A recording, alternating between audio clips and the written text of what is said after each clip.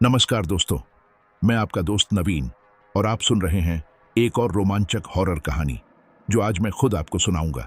दोस्तों, आज की हमारी कहानी छत्तीसगढ़ के रायपुर जिले के एक छोटे से गांव कांतपुर के रहने वाले एक लड़के की है जिसका नाम सूरज है। तो चलिए अब यह कहानी सूरज के पॉइंट ऑफ व्यू से सुनते हैं। लेकिन उससे पहले एक छोटी सी बात, आप सभी इस कहानी को बड़े ध्यान से सुनते हो लेकिन लाइक नहीं करते। इस बार मेरी उम्मीद है कि आप सब इस वीडियो को लाइक करेंगे और चैनल को सब्सक्राइब करके अपना प्यार दिखाएंगे। और अगर आप चाहते हैं कि इस वीडियो में आपका नाम लिया जाए तो कमेंट सेक्शन में अपना नाम और शहर का नाम जरूर लिखें। अब बिना समय गवाए चलिए शुरू करते हैं। दोस्तों, मेरा नाम सूरज मिश्रा है और मैं छत्तीसगढ़ के रायपुर जिले के एक छोटे से गांव कांतपुर का रहने वाला हूं। फिलहाल मैं रायपुर में ही एक कंपनी में नौकरी करता हूं। मेरे माता पिता और 2 छोटे भाई बहन अभी भी गांव में रहते हैं। मेरे पिता खेती करते हैं और बच्चे पढ़ाई में लगे हुए हैं। कभी कभी मैं छुट्टियों में गांव जाता हूं और मेरे पिताजी भी जब रायपुर आते हैं तो मेरे लिए कई सारी चीजें लेकर आते हैं। मेरी जिंदगी सामान्य तरीके से चल रही थी, लेकिन लगभग 7 साल पहले मेरी जिंदगी में एक भयंकर और डरावनी घटना घटी जिसने मेरी पूरी दुनिया बदल दी। वह घटना एक ऐसी डायन के कारण हुई जिसने मुझे एक जाल में फंसाया जिसे मैं समझ ही नहीं पाया था। उस वक्त मेरी हालत ऐसी थी कि आज भी जब मैं उस रात को याद करता हूं तो मेरी रूह कांप उठती है। लोग उस रात को सुहागरात कहते हैं, लेकिन मेरे लिए वह सबसे खौफनाक रात थी। दरअसल बचपन से मुझे भूत प्रेत और डायनों की कहानियों में गहरी रुचि थी। मैं अक्सर दादा दादी के पास जाकर उनके डरावने किस्से सुनता था। गांव की ठंडी रातें जब हम सब झोपड़ी के बाहर अलाव के पास बैठते थे, तब ये कहानियां सुनना बड़ा मजेदार लगता था। धीरे धीरे मेरी इस विषय में दिलचस्पी बढ़ती गई, लेकिन कभी कभी ऐसा भी होता था कि इन कहानियों ने मुझे अंदर से हिलाकर रख दिया। जब हमारे घर के बाहर आग जलती है तो न केवल परिवार वाले बल्कि पड़ोसी भी इकट्ठा हो जाते हैं। तब अलग अलग किस्से कहानियां निकलने लगती हैं।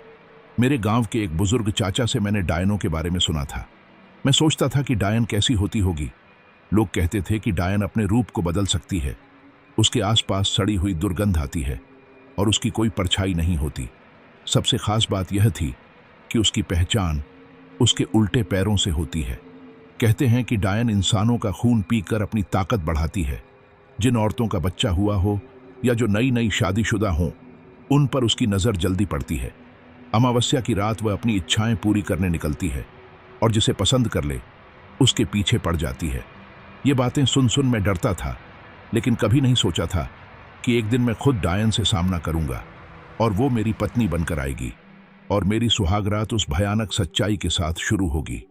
दोस्तों, अब मैं आपको अपनी वो कहानी सुनाता हूं जिसमें मैं जाल में नहीं फंसा था, बल्कि उसने बड़ी चालाकी से मुझे फंसाया। मैं आपको पहले बता चुका हूं कि मैं रायपुर में काम करता हूं।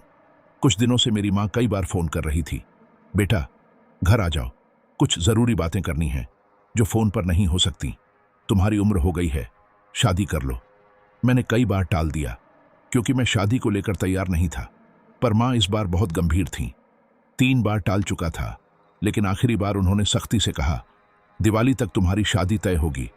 मैं चुप हो गया। नौकरी की भागदौड़ में पता ही नहीं चला कि मेरी उम्र 30 पार हो गई। सच कहूं तो मुझे कभी किसी से गहरा लगाव नहीं हुआ था। रिश्ते आए और गए, लेकिन कुछ भी खास नहीं था। शायद माँ सही कहती थी। अकेलेपन की थकान अब अंदर तक बैठ गई थी। मैंने आखिरकार हाँ कह दी। फिर शाम 5 बजे मैंने 15 दिन की छुट्टी लेकर गांव जाने के लिए निकल पड़ा। बस हर स्टॉप पर रुकती, कुछ लोग उतरते, कुछ लोग चढ़ते। गांव के पहले ही स्टॉप पर पुराने बरगद के पेड़ के नीचे एक लड़की खड़ी थी। उसने लाल साड़ी पहनी थी। उसके लंबे काले बाल कमर तक लहराते थे और उसकी आंखों में एक अजीब चमक थी जो आपकी नजरें खुद ब खुद उसकी ओर खींचती थीं। उसकी खूबसूरत मुस्कान किसी जादू जैसी लग रही थी। मुझे लगा कि शायद ये गांव की ही कोई लड़की होगी जो थोड़ी शरारती स्वभाव की है और शायद किसी का इंतजार कर रही थी। जब मैंने बस से नीचे उसकी तरफ हाथ हिलाया तो उसने धीरे से मुस्कुराकर जवाब दिया। बस जैसे ही बस आगे बढ़ी, मैं नीचे झांककर उसे देखने लगा और तभी मेरी धड़कन थम सी गई। वह लगातार मेरी तरफ देख रही थी और उसी दिलकश अंदाज में मुस्कुरा रही थी। बहुत सुंदर थी, बेहद खूबसूरत। लेकिन उसमें कुछ तो अजीब था।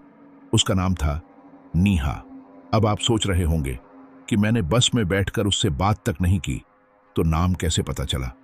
इसका राज भी बड़ा रोचक है और यह भी बताना जरूरी है कि जिंदगी में अजीब से चमत्कार कैसे होते हैं जो बिना सोचे समझे सामने आ जाते हैं। मेरे साथ भी ऐसा ही हुआ। जब मैं अपने घर पहुंचा तो शाम होने को थी। मम्मी मुझे देखकर बहुत खुश हुईं। शायद उन्हें यकीन नहीं हो रहा था कि मैंने शादी के लिए हामी भर दी है और मैं घर वापस आ गया हूं। मम्मी खुशी से झूम उठीं, रसोई में गईं और मेरे लिए चाय नाश्ता ले आईं। उनकी खुशी चेहरे पर झलक रही थी। सच कहूं, माँ बाप के लिए बच्चे की शादी कितनी बड़ी खुशी होती है, यह मैंने पहली बार महसूस किया था। उस रात मम्मी ने बड़ी मोहब्बत से मेरा खाना बनाया। मैंने मना किया, पर उन्होंने जिद करके खाना खिलाया। हम देर तक बातें करते रहे, फिर मैं थक कर सो गया। सुबह जागा तो मम्मी नाश्ता तैयार कर रही थीं और शादी देखने का प्रोग्राम बना रही थीं। तभी अचानक दरवाजे पर दस्तक हुई। मम्मी दरवाज़ा खोलने के लिए आगे बढ़ीं, लेकिन मैंने कहा, मम्मी, मैं ही दरवाज़ा खोलता हूँ। जब मैंने दरवाज़ा खोला तो मैं दंग रह गया। सामने वही लड़की खड़ी थी जिसे मैंने बस में देखा था, नीहा। उस पल जैसे वक्त ठहर गया। उसकी आंखों में एक रहस्यमय चमक थी जो इस दुनिया की लगती ही नहीं थी। वह चुप थी, लेकिन उसकी मुस्कान मेरे दिल पर छा गई। उसने मुझसे कहा, अंदर आने दूंगे? उसकी मीठी आवाज ने मुझे हिला दिया। मैं थोड़ा पीछे हट गया और उसने घर में कदम रखा। मम्मी उसे देखकर बहुत खुश हुई और बोली, बैठो नीहा, कैसी हो? थोड़ी देर वह मम्मी से बातें करती रही और मेरी ओर नजरें डालकर मुस्कुराती रही। कुछ समय बाद वह चली गई। मैंने मम्मी से पूछा, मम्मी, ये कौन है? तो उन्होंने बताया कि ये नीहा है। हमारे मोहल्ले में कल शाम को एक लड़की ठहरने आई थी। वह उस पुराने राजघराने के ठाकुर साहब की पोती थी। पढ़ाई पूरी करके अब यहीं बसना चाहती थी। उसी दिन हम लोग पास के गांव एक लड़की देखने भी गए। लड़की के घर वाले बहुत सम्मान के साथ मिले। मैंने लड़की को देखा। वह बिल्कुल साधारण सी लग रही थी। पढ़ाई लिखाई के बारे में पूछने पर वह बिल्कुल चुप रही। उसकी इस खामोशी से मुझे कुछ निराशा हुई। सोचने लगा, ऐसी लड़की का क्या काम जो अपनी बात भी ठीक से न रख सके, और शर्मीली होने का क्या फायदा। उस वक्त मेरी नजरें बार बार उस नीहा के चेहरे पर टिक रही थीं जिसे मैंने बस में देखा था। मैंने मम्मी से कहा, मुझे यह लड़की पसंद नहीं आई। मम्मी ने थोड़ी नाराजगी से देखा और बोली, अच्छा है यह लड़की, तुम्हें कौन सी हीरोइन चाहिए? लेकिन मैं अपनी बात पर अड़ा रहा और ना ही हाँ कहा। मम्मी थोड़ी खफा हो गईं और हम वापस लौट आए। शाम को हम आंगन में बैठे थे। मम्मी सब्जी काट रही थीं। पिताजी पुराने गीत रेडियो पर सुन रहे थे और मैं बस खामोशी से बैठा था। तभी नीहा हमारे घर आई। उसने मम्मी को देखकर कहा, नमस्ते आंटी। उसकी आवाज में कुछ मिठास थी, जैसे कोई पुराना राग कानों में घुल गया हो। मम्मी ने मुस्कुराते हुए पूछा, आओ बेटा, क्या काम है? वह मेरी ओर देखकर बोली, जी, माचिस चाहिए थी। दादी ने कुछ जलाने के लिए कहा था। उस एक पल में जैसे मेरी दुनिया ही पलट गई। अब आप सोच रहे होंगे कि मैं भयानक किस्सा सुनाने वाला था और अचानक यह प्यारी सी कहानी कहां से आ गई। लेकिन इसका भी इस पूरे घटनाक्रम से गहरा संबंध है जो आपको आगे पता चलेगा। उस दिन के बाद से नीहा का आना जाना लग गया। कभी दादी के लिए हल्दी मांगने आती, कभी अपने बालों में गुलाब के फूल तोड़ ले जाती। मम्मी उसे बहुत पसंद करने लगीं। वह उनके पास बैठकर रसोई की बातें सुनती और पुरानी नुस्खे सीखती। मैं बस दूर से उसे देखता रहता। लेकिन एक दिन एक ऐसी घटना हुई जिसने सब कुछ बदल दिया। उस दिन तेज बारिश हो रही थी। मम्मी रसोई में थीं और छत से बूंदें टपक रही थीं। मम्मी ने मुझे छत पर लगे पुराने बर्तन हटाने भेजा। जैसे ही मैं ऊपर पहुंचा तो देखा नीहा पहले से वहीं भीग रही थी। वह एक टूटे हुए बर्तन को हाथ में लिए खड़ी थी। मैं हैरान होकर पूछा, तुम यहां क्या कर रही हो? वह चुप रही। उसकी आंखें गीली थीं, शायद बारिश से या किसी और वजह से। मैंने फिर पूछा, यह बर्तन कैसा है? यहां क्यों लाई हो? यह तो हमारे घर का है। मैंने देखा कि वह बर्तन मां के पुराने पीतल के भगोने जैसा था जो कुछ दिन पहले गायब हुआ था। नीहा कुछ देर चुप रही, फिर बोली, माफ करना दादी, बहुत बीमार हैं। हमारे पास बर्तन कम हैं, तो उन्होंने तुम्हारे यहां से मांगने को कहा था। मैंने सोचा बारिश में उसे परेशान क्यों करूं, इसलिए कहा, ठीक है, इसे मैं उठाकर ले जाती हूं, बस कुछ दिन के लिए। उसकी आंखों में शर्म नहीं थी, बस एक अजीब सी चमक थी, जैसे शिकार करने वाली बिल्ली की होती है। मुझे बहुत अजीब लगा। उसकी हरकतें रहस्यमय लग रही थीं। इतनी तेज बारिश और हवा के बावजूद वह जैसे ठंडी हवा में भीगी नहीं थी। और अचानक उस हवा के झोंकों के साथ कहीं से सड़ी हुई बदबू आने लगी। मैं डर के मारे नीचे भागा और मम्मी को बुलाया। मम्मी तुरंत ऊपर आईं। नीहा को देखकर मम्मी ने कहा, अगर ये बर्तन किसी की सेवा में काम आ जाए तो यह तो भगवान का काम है। नीहा ने सिर झुकाया और मम्मी नीचे चली गईं। उस दिन के बाद नीहा पहले से भी ज्यादा चुप रहने लगी, लेकिन उसकी नजरें हमेशा मुझ पर टिकी रहती थीं। वह अक्सर मेरे आसपास ही घूमती रहती थी। मैं उसकी हरकतों को गौर से देख रहा था और महसूस कर रहा था कि वह मुझ में गहरी रुचि रखती है। धीरे धीरे मैं भी सोचने लगा कि शायद नीहा से बेहतर कोई लड़की मेरे लिए नहीं हो सकती। मम्मी का प्यार भी उसके लिए बढ़ता गया। वह उसे अपने पास बैठाकर पुराने गाने सुनाती, पुराने कपड़े सिलना सिखाती। नीहा मुझे हर दिन और करीब खींचती चली गई। एक रात जब पूरा मोहल्ला सो चुका था, नीहा दरवाजा खटखटा कर आई और धीरे बोली, मैं अब यहां से जा रही हूं। उसकी बात सुनकर मुझे बड़ा धक्का लगा। मैंने पूछा, कहां जा रही हो? उसने आंसू बहाते हुए बताया कि वह उस घर की दादी के छोटे भाई की बेटी है। उसके माता पिता नहीं हैं। उसे यहां रहने के लिए लाया गया था, लेकिन अब उसके परिजन विदेश चले गए हैं। अब उसके पास रहने के लिए कोई नहीं बचा। फिर वह चुप हो गई और अचानक मुझसे पूछने लगी, क्या तुम मुझसे शादी करोगे? मैं तुमसे प्यार करने लगी हूं। मैं हैरान रह गया। कुछ कहने ही वाला था कि उसने मुस्कुराकर कहा, जब मैं पहली बार तुम्हें बस पर उस मोड़ पर देखी थी तभी मैं तुमसे प्यार करने लगी थी, और जब मैं यहां आई तो माचिस मांगने का बहाना था। असल में तुमसे मिलने आई थी। उसने कहा, मुझे अभी तुम्हारी हां या ना चाहिए। मुझे कोई अपनाने वाला नहीं। अगर तुम शादी कर लोगे तो मैं जीवन भर तुम्हारी सेवा करूंगी। उसकी बात सुनकर मैंने तुरंत फैसला कर लिया। मैं उसे लेकर मम्मी के पास गया। मम्मी उसे देखकर थोड़ी चौंकी गई। मैंने उनसे कहा, मैं नीहा से शादी करना चाहता हूं। मैं उसे पसंद करता हूं।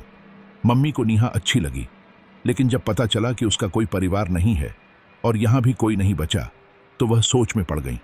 चुप देखकर मैंने कहा, मम्मी, परिवार से क्या लेना देना? खाली लड़की से मतलब होता है। ये अनाथ है और अपनी बुआ के पास रहती थी जो अब विदेश चली गई। इसे अपने घर रखो और यहीं से शादी करवा दो। मेरी छुट्टी भी थोड़ी बची है। मम्मी का मन नहीं था, लेकिन वह मेरी खुशी के लिए मान गई। नीहा अपने कुछ कपड़े लेकर हमारे यहाँ रहने आ गई। मम्मी ने उसे एक कमरा दिया जहां वह रहती थी और ज्यादा बाहर नहीं जाती थी। मम्मी ने कहा, मेरी होने वाली बहू बहुत सीधी सादी है, ज्यादा बोलती नहीं। शादी की तैयारियां तेजी से चल रही थीं, लेकिन नीहा एक घर में रहकर भी जैसे दिखती नहीं थी। मेरा मन बेचैन रहता था। मैं उसे देखना, उससे बात करना चाहता था, उसकी पसंद नापसंद जानना चाहता था, ताकि मैं जो भी लाऊं वह उसे पसंद आए। पर वह तो कमरे में अकेले ही रहने लगी थी। माँ मेरी बेचैनी को भांप रही थी।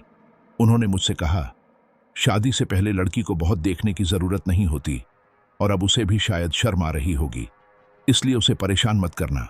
बस 2 दिन बाकी हैं, शादी हो जाएगी, फिर जीवन भर साथ रहना और बातें करना। इतना कहकर माँ मुस्कुराते हुए चली गईं। घर में रिश्तेदार भी थे जिनका ध्यान रखना माँ की जिम्मेदारी थी। वह इतनी व्यस्त थीं कि बात करने का समय भी नहीं मिलता था। फिर शादी से ठीक 1 दिन पहले मैंने नीहा को बरामदे से जाते हुए देखा। उसके बाल खुले हुए थे और उसकी चाल कुछ अलग सी थी, जैसे उसके पैर जमीन पर नहीं पड़ रहे हों। उसकी परछाई भी दिखाई नहीं दे रही थी, या शायद मैं भ्रमित था। शादी सरल और सादगी से हुई। नीहा हर रस्म बड़े विनम्र और आज्ञाकारी अंदाज में निभा रही थी। माँ ने मुझसे बताया कि नीहा ठीक तो है, लेकिन कभी कभी उसकी बातें बहुत अजीब होती हैं। जैसे वह कहती है कि उसे बरगद वाले कमरे में रहना है। मैं हैरान रह गया, क्योंकि वह कमरा सालों से बंद था और वहां किसी की संदिग्ध मौत हुई थी। माँ कहती थीं कि उस कमरे में कुछ अजीब है, वहां पूजा तक नहीं होती।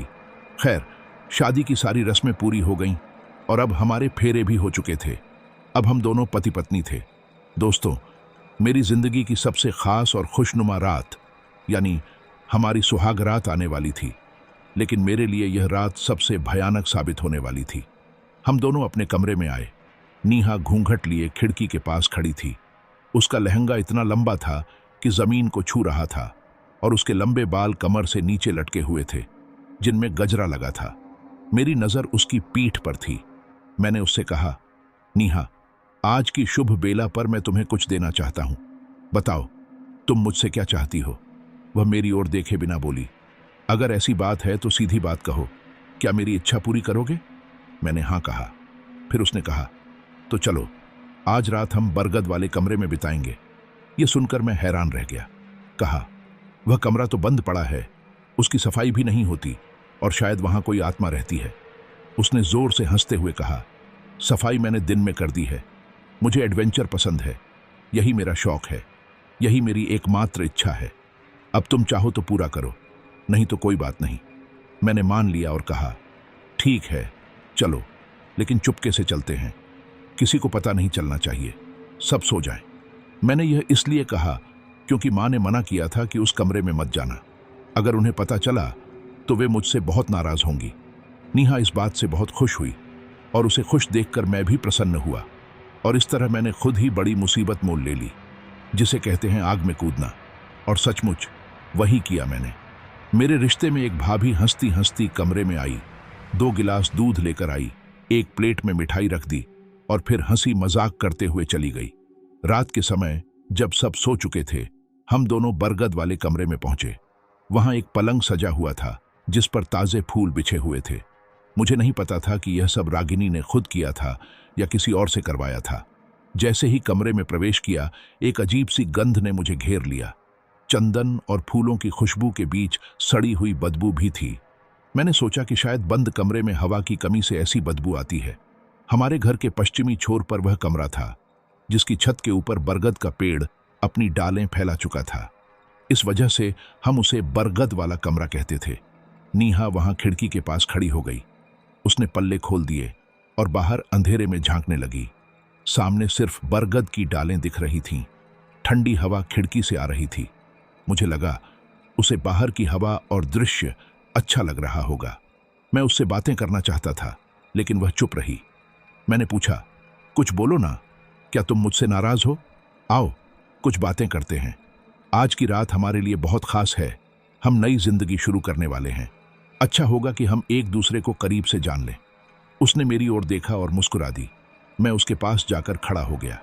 धीरे धीरे मैंने उसका घूंघट हटा दिया और जैसे चांदनी की रोशनी निकल आई। वह बेहद खूबसूरत लग रही थी। उसकी आंखों में एक रहस्यमय चमक थी और उसके होठों पर हल्की सी मुस्कान थी।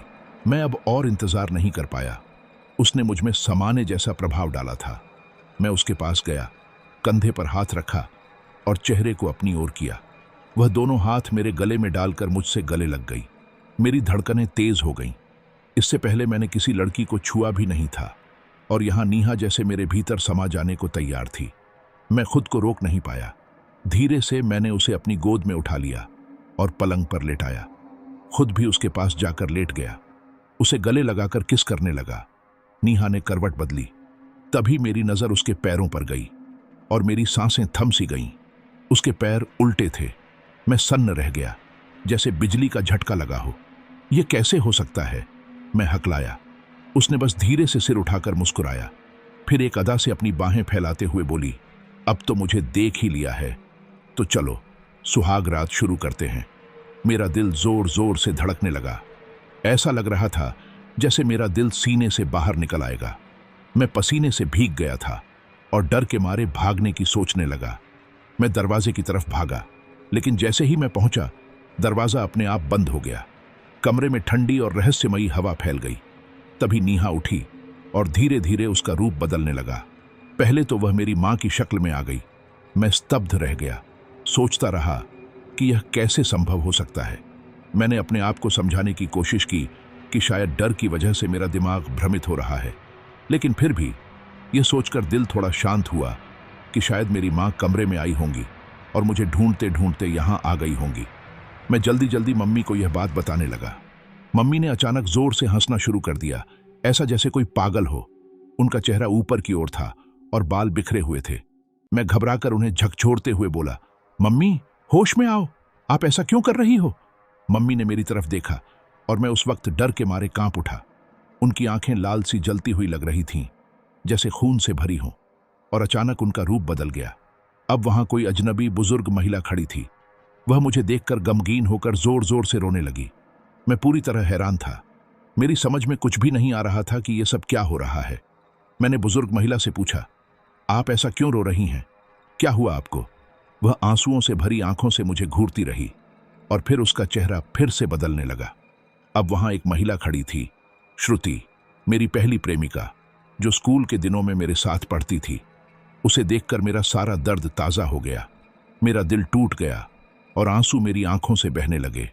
ऐसा लगा जैसे मैं फिर से उस वक्त लौट आया हूं जब हम साथ में खेलते थे और दोस्त बन गए थे।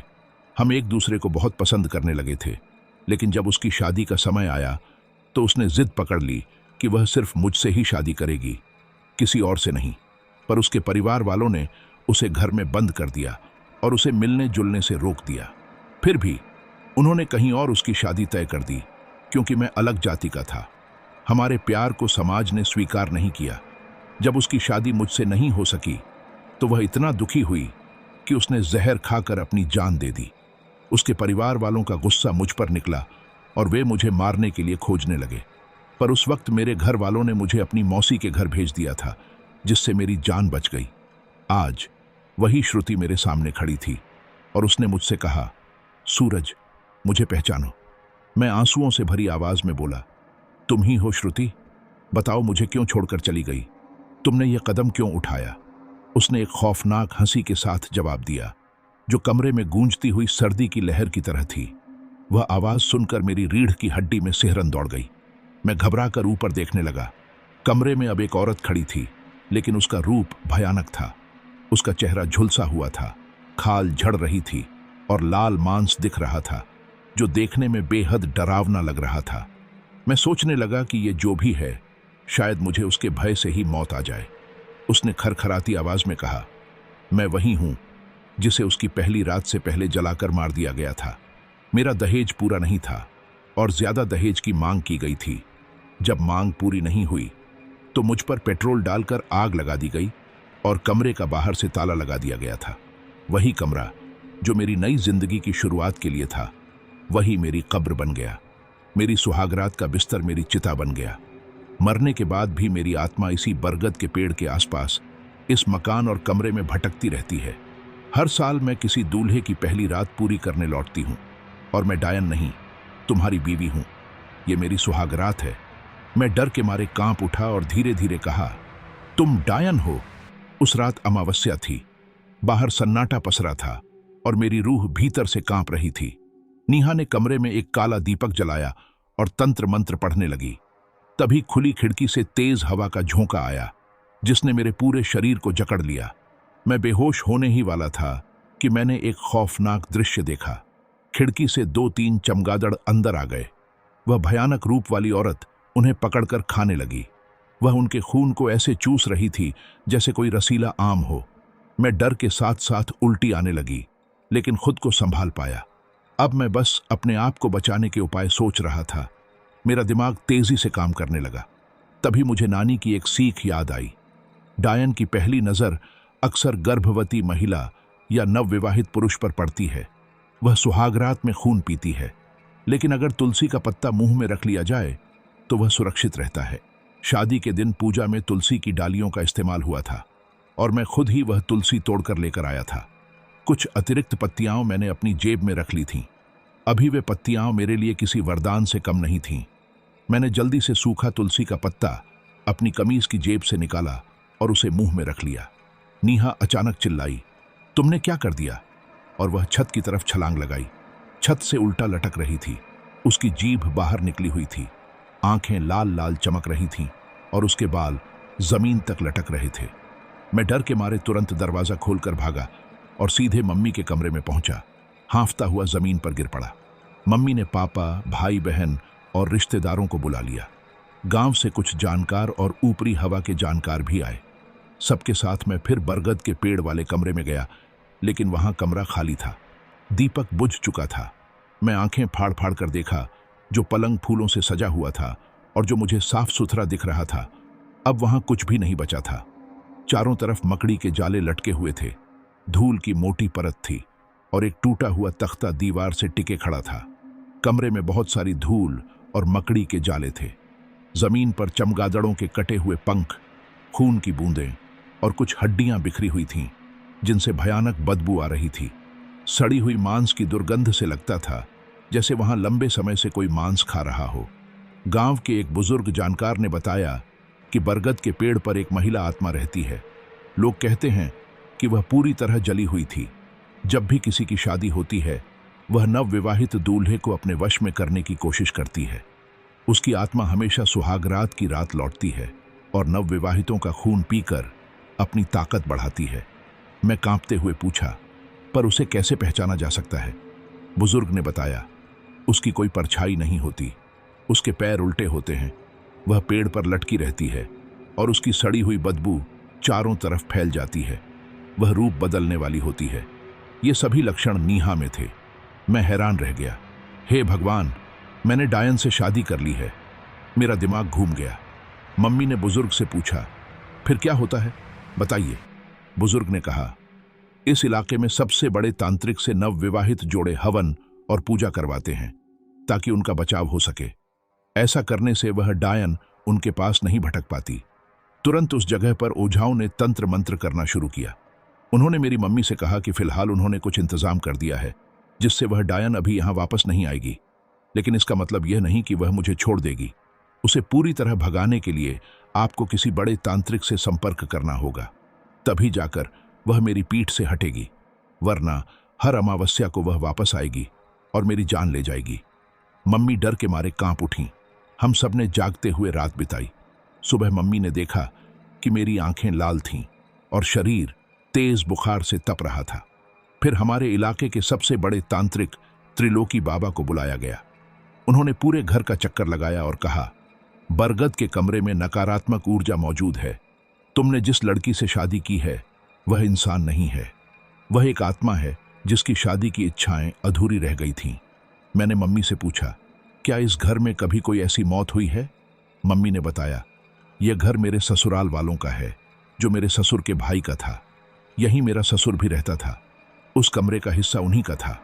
जब उनकी शादी हुई तो लड़की के घर वालों ने तय दहेज में से कुछ रकम चालाकी से रोक ली थी। चाचा जी ने दुल्हन के मायके वालों के बारे में कुछ तीखे और अनुचित शब्द कह दिए, जिससे दुल्हन को बहुत बुरा लगा। उसने भी जवाब में कुछ कह दिया। इस पर चाचा जी गुस्से में आ गए और दुल्हन को छोड़कर कमरे से चले गए। इस बात को अपनी बेइज्जती समझकर दुल्हन ने गुस्से में आकर खुद पर मिट्टी का तेल डालकर आग लगा ली और उसकी मौत हो गई। लेकिन लोगों ने झूठ फैलाया कि दुल्हन को किसी ने मार डाला था। तांत्रिक त्रिलोकी ने कहा, अब तो सब स्पष्ट हो गया कि वही सब कुछ कर रही है। यही वजह है कि वह हर अमावस्या को किसी दूल्हे की तलाश में रहती है, क्योंकि उसकी सुहागरात अधूरी रह गई थी। वह बहुत पुरानी और खतरनाक डायन बन चुकी है, जो हर अमावस्या को खून पीकर और शक्तिशाली होती जाती है। उसने अपने वश में कई आत्माओं को भी रख लिया है, जिनके रूप वह बदलती रहती है। जब तुमने सूरज की शादी का प्लान बनाया और उसे लड़की देखने बुलाया, तभी वह सक्रिय हो गई। वह गांव के पहले मोड़ पर जाकर सूरज का इंतजार करने लगी, जहां उसने उसे पहली बार देखा था। फिर सूरज के आने से पहले ही वह सामने की वीरान हवेली में नीहा बनकर रहने लगी और आप लोगों से संपर्क करके अपने जाल में फंसा लिया। अपने मकसद में वह कामयाब हो गई। अभी वह डायन कुछ समय के लिए शांत है, लेकिन अगली अमावस्या को फिर से सक्रिय हो जाएगी। तब तक तुम्हें पूरा इंतजाम करना होगा। मैं तुम्हें कुछ जरूरी सामानों की सूची देता हूं जो तुम लेकर आना। मैं एक छोटा हवन करूंगा जिसमें उन आत्माओं को मुक्त किया जाएगा जिन्हें वह डायन अपने वश में कर चुकी है। इससे उसकी शक्ति लगभग समाप्त हो जाएगी और तुम्हारा घर और परिवार सुरक्षित रहेंगे। वह तुम्हें अब कोई नुकसान नहीं पहुंचा पाएगी। मम्मी ने त्रिलोक बाबा को घर से जाने नहीं दिया, क्योंकि घर का माहौल इतना डरावना था कि हम सब खुद को खतरे में महसूस कर रहे थे। बाबा ने उसी कमरे के बाहर अपना डेरा जमा लिया। पापा बाजार से हवन के सभी सामान लेकर आए। सामान आने के बाद त्रिलोक बाबा ने हवन शुरू किया। हम सब ने देखा कि अचानक हवा चलने लगी और मंत्रों के उच्चारण के साथ ही एक आकृति हवन कुंड में गिर पड़ी। वह श्रुति की आत्मा थी। बाबा ने मंत्र पढ़ते हुए उसे वहां समा दिया। फिर थोड़ी देर बाद एक और परछाई आई, एक बूढ़ी औरत की, जो सीधे हवन कुंड में समा गई। पूरे दिन के तंत्र मंत्रों के बाद त्रिलोक बाबा ने हमारे घर और हम सभी को डायन के प्रकोप से बचा लिया। अगले साल मेरी शादी भी हो गई। मेरी पत्नी एक सरल और मिलनसार लड़की है। मैं उसे लेकर छतरपुर चला गया, जहां हम खुशी खुशी जीवन बिता रहे हैं। अब हमारा एक बेटा भी है। उस भयावह रात से बहुत समय बीत चुका है, लेकिन हर साल अमावस्या की रात मुझे अभी भी वही डरावना एहसास होता है। दरवाजे पर किसी के दस्तक देने की आवाज सुनाई देती है और एक आवाज कहती है, आरव, तुम्हारी सुहाग रात अधूरी रह गई थी।